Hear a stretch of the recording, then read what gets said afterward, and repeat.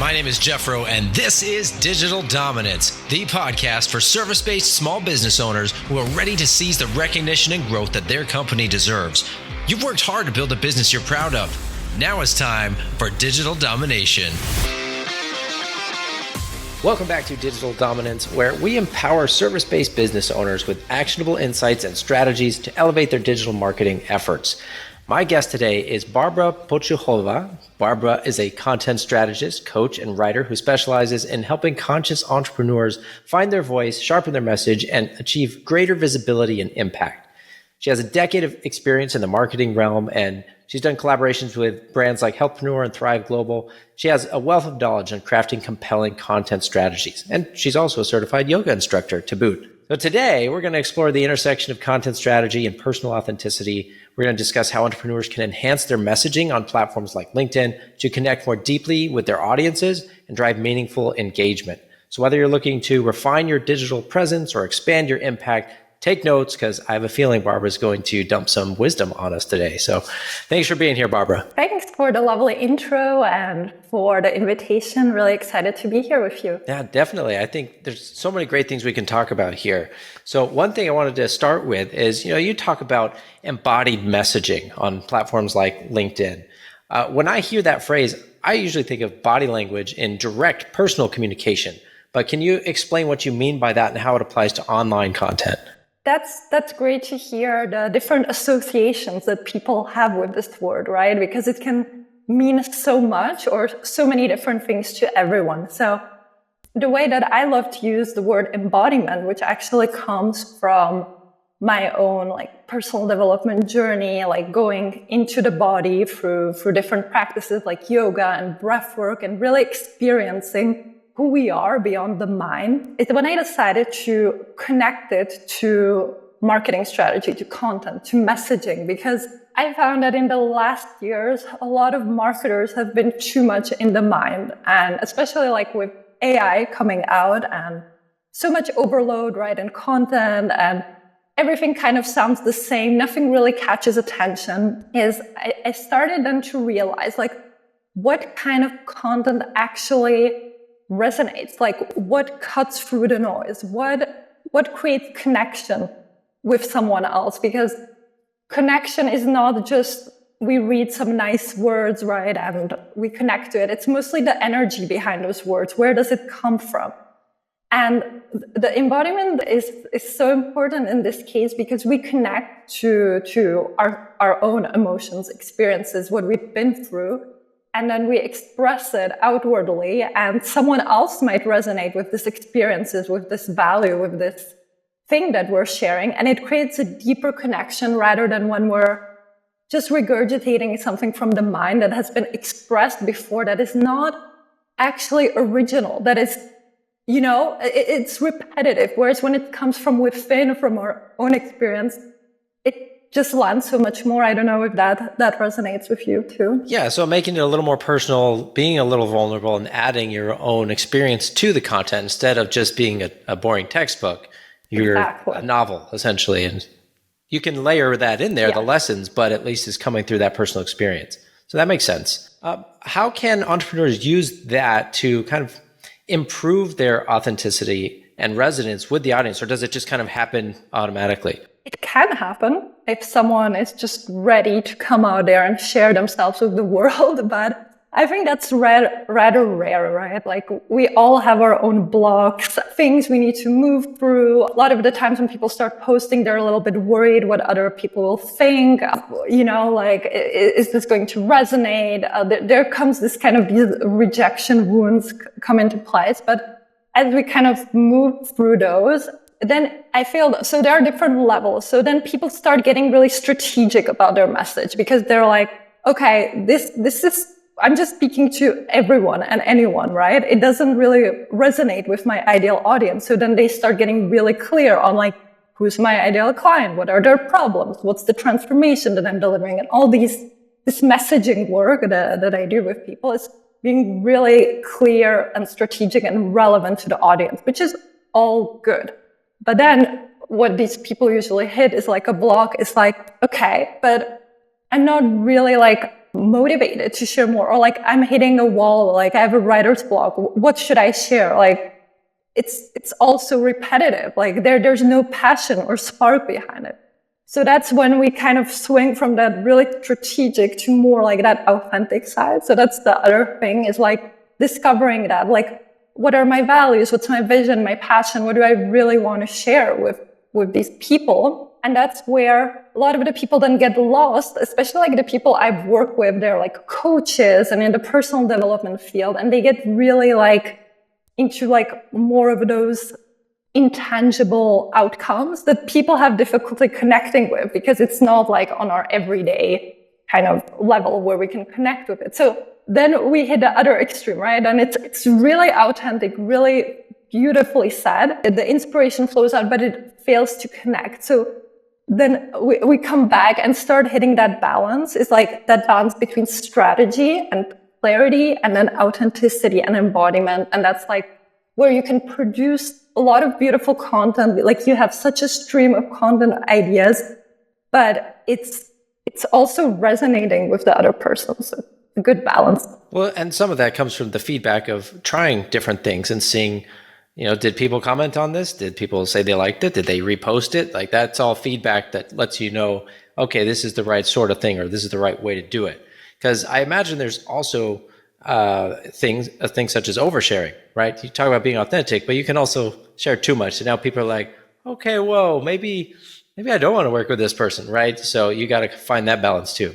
Absolutely. Because when people feel like they want to be more vulnerable, a lot of the times what happens is they share like what's going on with them in that moment, and they might be processing something, going through something, and then they just share it out there without being intentional how the audience will perceive it and how will it land. So they're not putting themselves in the shoes of the reader. And that could actually kind of harm their reputation, because as you say, like the other person might think, can I trust this person? Are they emotionally stable? So it's really important to share from an already processed state. Like I've learned a lesson and now I'm sharing it with you. Or like, we don't need to dive deep too much in like that. There's a misconception. We need to share our personal life story and go into our failures, but that's not really what vulnerability is. Vulnerability is when you can just share what's alive for you, what you feel about a certain topic, what's the truth about that topic, what others might be afraid to say. That's what real vulnerability means to me. Got it. Yeah. So there's definitely some strategy there still, right? And understanding. I like that you clarified it. You should share from a processed state, not something you're currently going through, but something you've already dealt with and come out on the other side of. So you'll have a better perspective on that. So we've talked before about copywriting on this show and knowing your customer. And we know it's important to have clear messaging, but a lot of times it's easier said than done, right? So what are some common challenges that entrepreneurs and business owners face when they're trying to clarify their messaging? Maybe they're willing to be authentic, but they're like, I feel like this isn't landing. Nobody's resonating with it. How do you overcome that? Right. So these entrepreneurs, they come in like with a service, something they want to share with the world and offer. And the first stage is kind of, they look it only through their own eyes. So this is what I do, and this is how you can work with me. There's a lack of empathy from the other side. Like, what is this person actually looking for? What are they struggling with? So once they realize that, then comes like, okay, who am I actually talking to? Who's my ideal customer? And there comes all this like niching down. Who do I work best with? Who do I enjoy working with? Who gets results with me? And that's where a lot of entrepreneurs have kind of a fear around niching down, because they feel that it will limit their possibilities and they'll just get a piece of the market. Whereas targeting everyone, right? It's more opportunities, but that's far from true, because when you are speaking clearly to someone, that's when your message really lands with them. And oftentimes when you share your values, not just like the problems you're working with, then you're opening yourself to a bigger amount of people who have the same values. Mm-hmm. So that's kind of the process of like niching down, and then just being really empathetic about what these people are going through. What have they tried and failed so far? Because a lot of time we just think, okay, they want to go from point A to point B. This is their end state and that's it. But now we're not in 2020 anymore. People have tried so much, right? They've done so many programs. It hasn't probably worked for them. So having that clarity, like what have they tried and why hasn't it worked for them and how this is different, this is often like a more convincing argument. And that makes sense. And it kind of made me think, usually in business, we're talking about measuring ROIs from a financial perspective. But as we're talking about impact and reaching more people, how do you actually measure the effectiveness of your content strategy in terms of that real world impact or alignment with your business goals? So yeah, the first thing you see is like real-time feedback, right? Like how many people are engaging with this? What's the velocity of the comments? Are people really into this? Like, are they writing like big paragraphs, really resonating with this, sharing from a heart-centered place? Or do I get AI comments?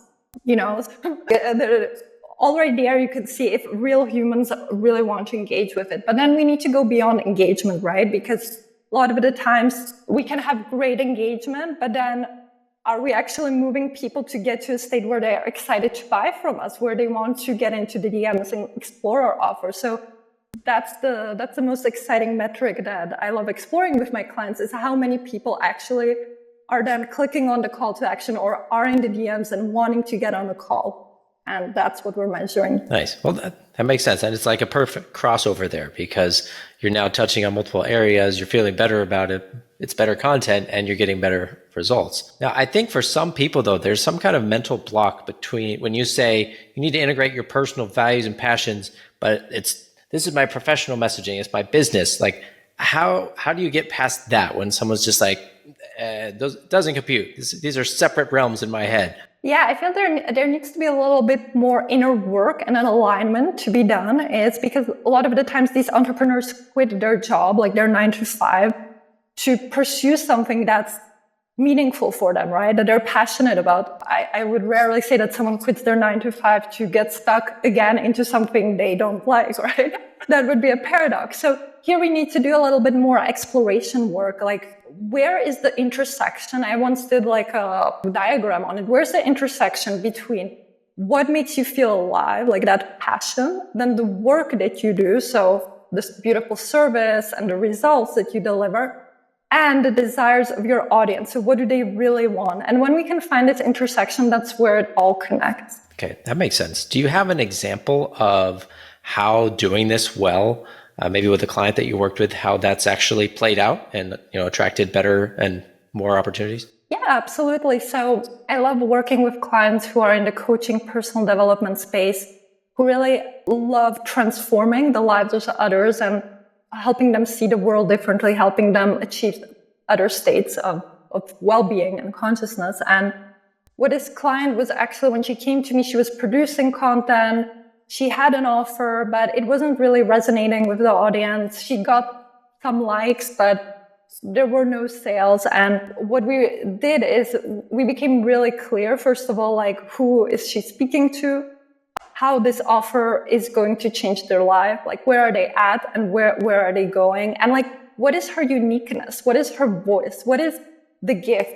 Because that is what cuts through the noise. Is like, your difference is within, right? And knowing that, she had a beautiful service that was actually very unique. Like, no, I don't see anyone else on LinkedIn doing that. It's like an energy healing. And once we learn how to package it in a way that people like would connect with it on a like grounded day-to-day level. So using language that actually helps people, like, for example, they're struggling with sleep or decision-making, so really practical terms, like grounding it down while showing like what's possible for them and creating different angles through her content, talking about her story, like going really deep into how she had a transformation in her life, doing some education, some problem awareness, some belief shifting, all the different angles, some then promotional content. A lot of people struggle, for example, just to say what they do, and communicate, hey, this is my offer, this is how I can help you. So really,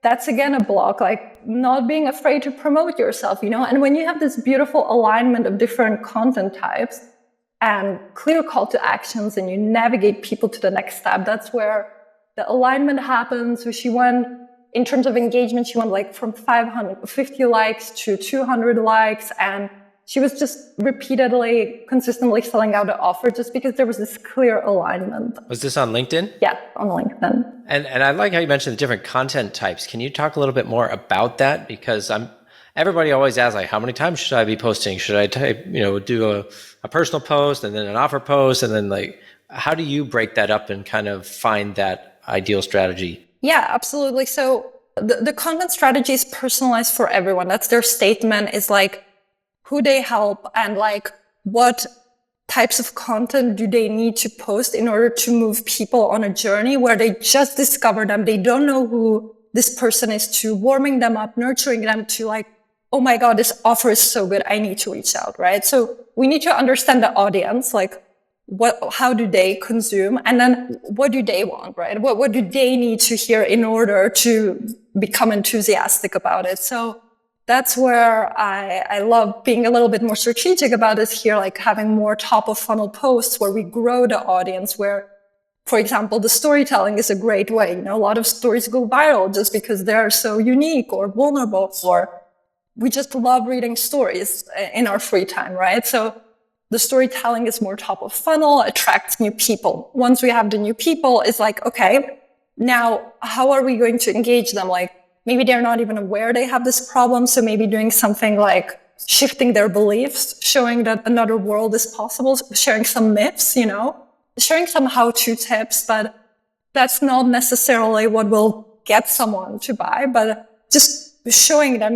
like there is something they didn't know. So that's mid funnel. And then bottom of funnel, that's more like the conversion content. So once they're already warmed up, but they have maybe 5% doubt if they should reach out, then maybe sharing a case study, like what's possible for other people, some testimonials, like how does this process look like? Because a lot of people are afraid to step up because they don't know how this process of working with this person is, right? So just doing a post like, hey, this is how I work. Like in the first session, we do this and then we do that. And these are the results you can expect. So just being really upfront about what you do, that usually very nicely gets people warmed up and then ready to buy. Okay. And so you're doing that all on LinkedIn as posts, right? Is there ever a time to keep just a post as top of the funnel and then you move to DMs for middle or email, to get them to the bottom of the funnel?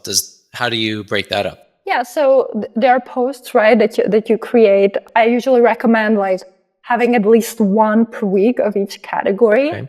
And then for each of these posts, you can have a CTA. So where are you directing them? Usually the top of the funnel posts, they're not meant to sell. So there, I wouldn't recommend having a direct call to action. Maybe you can lead them to your newsletter because you're offering free value, right? So then they can explore more of your world in the newsletter. Then for mid-funnel, you can make them aware that you have something to sell, but maybe you're not really direct about it. You just write a really nice long comment about that field. Send me a DM with the word Jeffro if you want to hear more, for example, And then for the bottom of funnel there, it's really, I recommend, being really clear, like either like book a call, a Calendly link, or a link to your landing page, because people love to click and see what's next, right? It removes that ambiguity of reaching out and not knowing what's happening. Gotcha. Are there any other common mistakes that you see people making when they're trying to do this on their own? I feel a lot of the people don't know about it. That's the common mistake I see. A lot of people think they need to post educational content and just really prove their value. Like, look, I'm an expert on this and I'm just going to educate you and overload you with all the education on this topic. And now it's, especially in 2023, we saw, right, like with AI, so easy to generate content like that. But that's not going to create that emotional connection. So just, I feel that awareness of, I need to get people in through that embodiment, through that storytelling. I need to also release any blocks that I have towards promotion, selling. Many of us probably had that. So, and just being clear that it's valuable what I do. I feel a lot of people are like, yeah, but I'm not sure. Like, let's see. But having that confidence and conviction, I know this brings results, right? And I'm so passionate about this. That's when people feel it as well. Gotcha. Yeah, and I think imposter syndrome gets in the way of that. And do you think refining that messaging can actually help combat those feelings of imposter syndrome? Absolutely, because the more clarity you have, the more you kind of trust yourself. Like, I'm clear on the results that I help people get, right? Mm-hmm. I'm clear on what people are struggling with. There is not an ambiguity of, I'm not really sure what this person needs help with, But when you have, that's what I help people with, create like that messaging map, that content strategy. When you have everything nicely laid out, you're like, wow, I really know what I'm doing here. And then that positive feedback reinforcement you get from the audience, these comments you get, it's just like, wow, it's like a up leveling that happens. Right. And that's how you know you're on the right track. Yes. All right. Well, we're coming to the end of our time here. So, Barbara, thank you for being here today. I think this is a very helpful discussion because it's something that often feels intangible. So kind of putting words to it is a useful thing. For those of you guys listening, go check out the links in the show notes to learn more about Barbara. And last question for you. What has been your favorite messaging project that you've worked on? Wow, that's a great question. There have been many.